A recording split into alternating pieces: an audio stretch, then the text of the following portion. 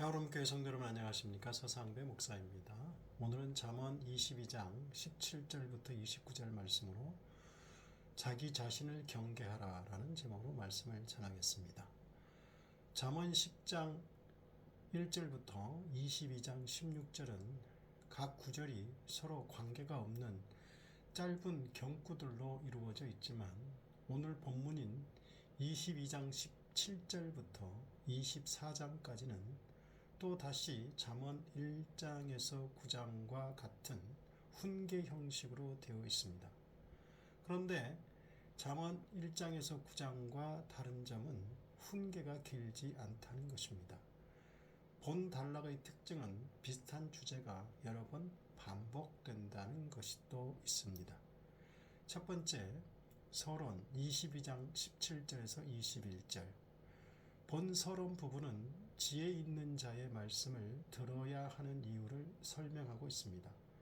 그 이유는 첫째, 그 자체로서 아름다운 일이기 때문이라고 합니다.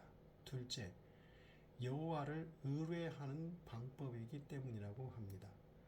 여호와를 의뢰한다는 것은 그분의 뜻을 알고 깨닫는 대로 그 결과는 하나님의 손에 맡긴 채 어떤 어려움과 희생이 따르더라도 그것을 지키며 사는 것을 말합니다. 셋째, 진리의 말씀을 깨달아서 교훈이나 충고를 얻기 위해 찾아오는 자에게 바른 대답을 할 수 있게 하려 함이라고 합니다. 두 번째, 탈취와 압제에 대한 경고입니다. 잠언 22장 22절 23절. 약한 자를 그가 약하다고 탈취하지 말며 곤고한 자를 성문에서 압제하지 말라. 대저 여호와께서 신원하여 주시고 또 그를 노력하는 자의 생명을 빼앗으시리라. 약한 자란 도움 받을 때도 없이 무방비 상태에 있는 것과 같은 사회적 약자를 의미합니다. 이런 사람의 소유는 쉽게 빼앗을 수 있습니다. 그래서 그를 보는 자는 탈취의 유혹을 받기 마련입니다. 성문은 재판이 벌어지는 장소이기에 법정을 의미합니다. 그러므로 사회적 약자를 법을 이용하여 합법적으로 압제하고 탈취하지 말 것을 경고하고 있습니다. 세 번째, 이런 사람들과는 사귀지 말라고 경고합니다. 교제 금지 대상을 말합니다. 24절. 노를 품는 자와 사귀지 말며 울분한 자와 동행하지 말지니 그의 행위를 본받아 내 영혼을 올무에 빠뜨릴까 두려움이니라. 쉽게 분노하며 타인에게 상처를 주기 쉬운 기질의 사람들과 사귀지 말라고 경고합니다. 분노는 단지 사람의 성품에서만 기인하는 것이 아니라 학습을 통해서도 가능합니다. 그러므로 분노와 울분은 학습을 통한 전념성이 있습니다. 옆에서 보고 듣다 보면 배우게 됩니다. 신약에서는 분노가 죄를 짓게 한다고 합니다. 그 죄로 말미암아 영혼을 올무에 빠지게 합니다. 에베소서 4장 26절. 분을 내어도 죄를 짓지 말며 해가 지도록 분을 품지 말고 마귀에게 틈을 주지 말라. 가인이 분노함으로 형제인 아벨을 살해했습니다. 하나님은 가인에게 분노로 인한 죄를 다스리라고 경고하셨지만 가인은 그 말씀을 듣지 않았습니다. 그러나 예수 그리스도는 하나님의 성전을 더럽히는 자들에 대해서 매우 분노하셨습니다. 그것은 자신의 이익을 위한 분노, 자신의 감정에 맞지 않는 분노가 아니라 의로운 분노였습니다. 그러므로 성경은 의로운 분노를 하지 말라 이렇게 말하는 것은 아닙니다. 당연히 하나님의 뜻을 저버리고 하나님을 거역하고 하나님의 전을 더럽히는 것에 대해서 우리 주 예수 그리스도께서 의분하셨던 것처럼 옳은 일에는 의분을 품는 것은 의로운 것입니다. 네 번째, 빚 보증에 대한 경고입니다. 잠언 22장 26절. 너는 사람과 더불어 손을 잡지 말며 남의 빚의 보증을 서지 말라. 만일 갚을 것이 내게 없으면 내 누운 침상도 빼앗길 것이라. 내가 어찌 그리하겠느냐. 채주가 채무자의 마지막 소유물인 침대마저 신속하게 빼앗아가는 빚 보증의 위험을 경고하므로 타인의 빚 보증을 함부로 서집할 것을 경고하고 있습니다. 다섯 번째, 지계석에 대한 경고. 28절. 내 선조가 세운 옛 지계석을 옮기지 말지니라. 옛 지계석이란 조상시대 때 정해진 땅의 경계선을 말합니다. 특히 이스라엘에게 있어서 경계선이란 성스러운 것이었는데 그 까닭은 그 경계선을 정한 존재는 다름 아닌 하나님이셨기 때문입니다. 그러므로 한 사람이 자신의 땅의 영역을 다른 사람의 땅까지 확장시키는 일은 매우 중요한 언약 파괴 행위입니다. 여섯 번째, 자기 일에 능숙하라. 29절.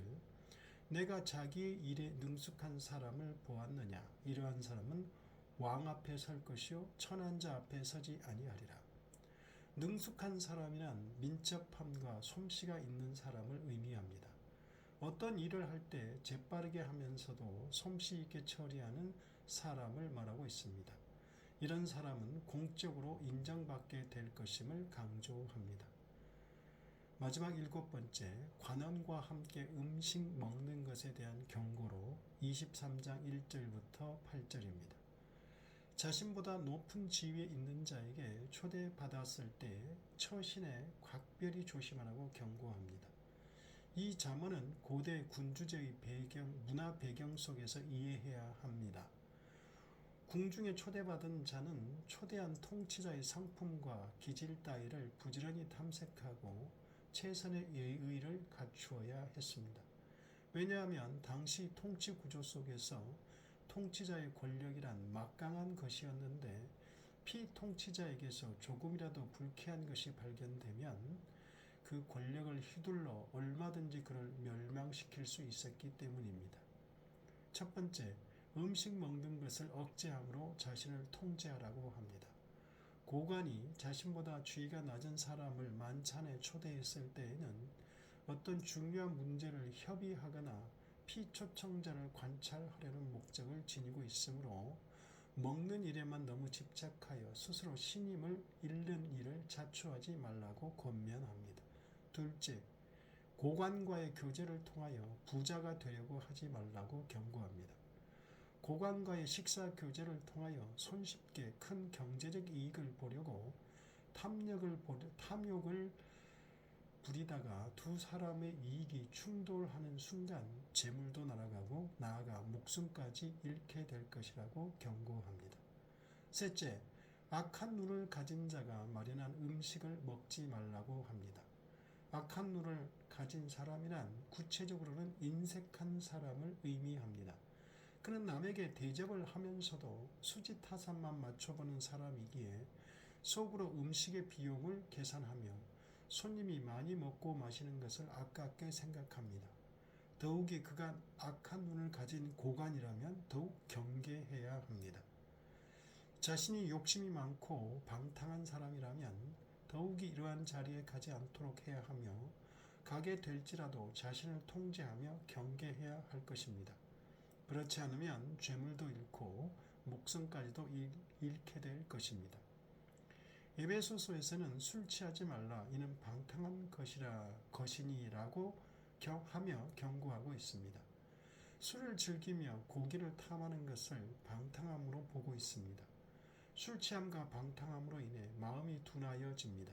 심지어는 말세의 징조가 와도 깨닫지 못합니다. 감각 없는 자가 되어 더러운 것도 깨닫지 못합니다. 하나님의 뜻을 쫓지 않고 사람의 정욕을 쫓는 것입니다. 그러므로 하나님의 나라를 유혹으로 받지 못합니다.